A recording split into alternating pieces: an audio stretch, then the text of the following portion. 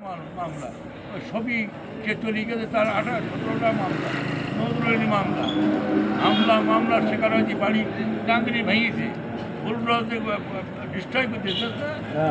তাই এগুলো তোমাদের মতন এত কিছু থাকবে, এত সম্পদ থাকবে, যারা ওখানে বসে মহব্বতের নামে করা মামলা, যে হুকুমদারি করছে ওখানে বসে, ওই বৈশাখী হোটেলের ওর নাম কি নুরি আলমের অর্ডারে এখানে এই কথা শুনবা,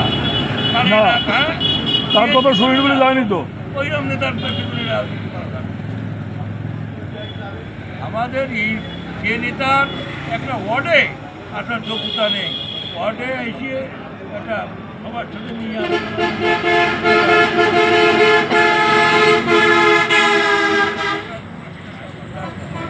যাই হোক, আমি আমার আমাদের আছে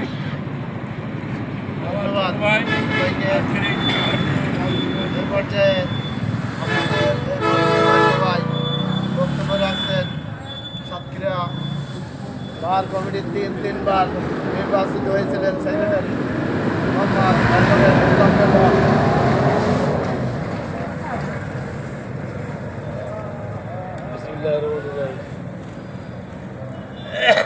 সভাপতি মহোদয়, উপস্থিত এই এলাকার সন্তান, আমাদের বিএনপির একজন শ্রেষ্ঠ অন্যতম কর্মী বান্ধব নেতা, শ্রেষ্ঠ সংগঠক, সাতক্ষীরা সদর থানা বিএনপির সাবেক কয়েকবারের সেক্রেটারি জনাব ইউসুফ ভাই, সাতক্ষীরা আইনজীবী সমিতির সহ সম্পাদক শামসুল্লাহ খোকন, আমাদের আর এক ছোটো ভাই আইনজীবী ফোরামের নেতা আশরাফের বাইজি, আমাদের আজাদ ভাই বিএনপি নেতা, প্রিয় ভাইরা,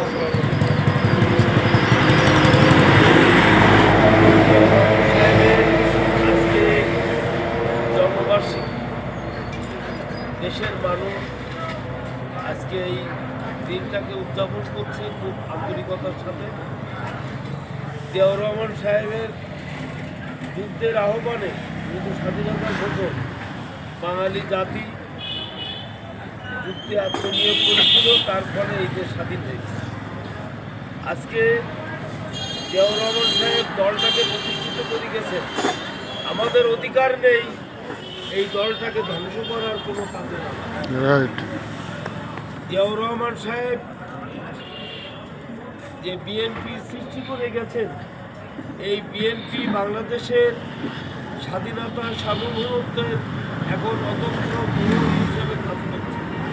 একটি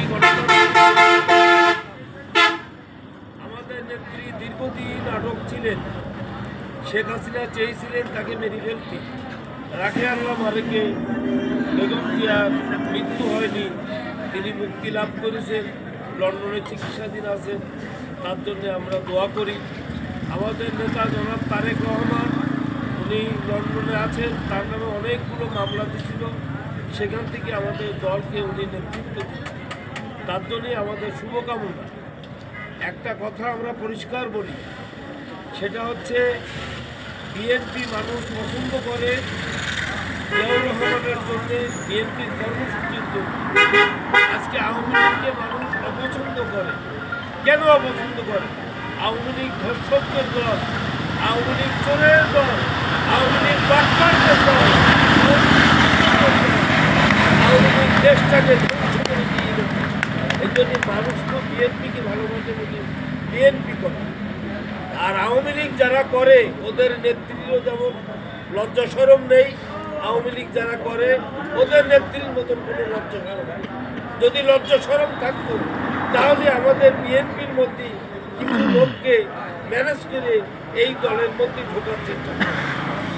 এখন আমাদের পরিষ্কার নির্দেশনা কেন্দ্র কমিটি থেকেও জানিয়ে দেওয়া হয়েছে, আওয়ামী লীগের কোনো লোককে দলে নেওয়া যাবে না। যারা আওয়ামী লীগ করেছে, আওয়ামী লীগ করে, এরা হচ্ছে ফ্যাসিস্ট। আজকে জুলাই বিপ্লব হয়েছে, এইখানে 20,000-এর বেশি মানুষ মারা গেছে, 33,000 মানুষ তারা পঙ্গু হয়ে গেছে।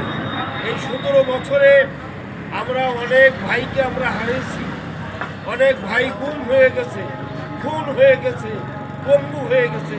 এতে বিএনপির লোকের লজ্জা থাকা উচিত। যদি বিএনপি যারা করে আওয়ামী লীগের সাথে হাত মিলায়, তাদের যদি লজ্জা থাকতো তাহলে এই কাজগুলো করতো না। ওগুলোতে নিষেধ আছে।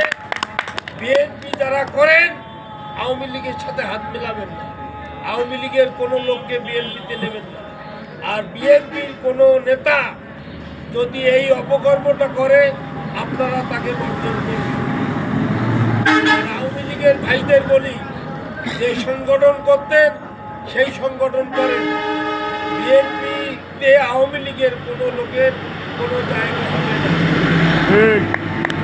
আর এদের সংগঠন বাংলাদেশের এত ঘৃণিত সংগঠন যে ওদের ইউনিয়ন পর্যায় থেকে শুরু করে কেন্দ্রীয় কমিটি পর্যন্ত সমস্ত লোকজন এরা পালিয়ে গেছে। আর এখন যারা বিএনপিতে আসতে চাচ্ছে এরা টোকাই। বিএনপি কোনো সাইনবোর্ড সর্বস্ব দল না।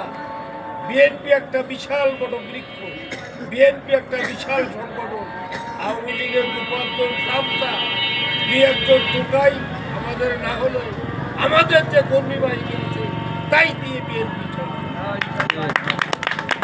আর আরেকটা কথা আপনাদেরকে বলি, আপনারা কেউ অপরাধ করবেন না। আওয়ামী লীগ যে অপরাধ করেছে 17 বছর, এই অপরাধগুলো আইনের মাধ্যমে, মামলার মাধ্যমে আমরা মোকাবেলা করব। এদেরকে শাস্তি নিশ্চিত করব আইনের মাধ্যমে। আমাদের ওদেরকে শায়েস্ত করার জন্য আমাদের আইনকেও হাতে তুলে নেবেন না। আপনাদের প্রতি যাদের অন্যায় হয়েছে তারা আইনি আশ্রয় দেবেন। আইনি আশ্রয় নেওয়ার ক্ষেত্রে আমাদের দিক থেকে যে সুযোগ সুবিধা সহযোগিতা দরকার সেটা আমরা করব। আজকের থেকে আপনারা ব্রত হন, যারা বিএনপি করেন আওয়ামী লীগের সাথে কোনো কানেকশনে যাবেন না। একটা কথা মনে রাখবেন, যারা মারা গেছে আপনারা যদি আওয়ামী লীগের সাথে হাত মিলান তাদের রক্তের সাথে কিন্তু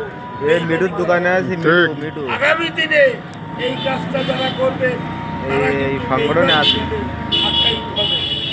সকলে ভালো থাকুন, সুন্দর থাকুন। আল্লাহ হাফেজ। আসসালামু আলাইকুম। সভাপতি, আমি এই সভাকে সমাপ্তি ঘোষণা করছি।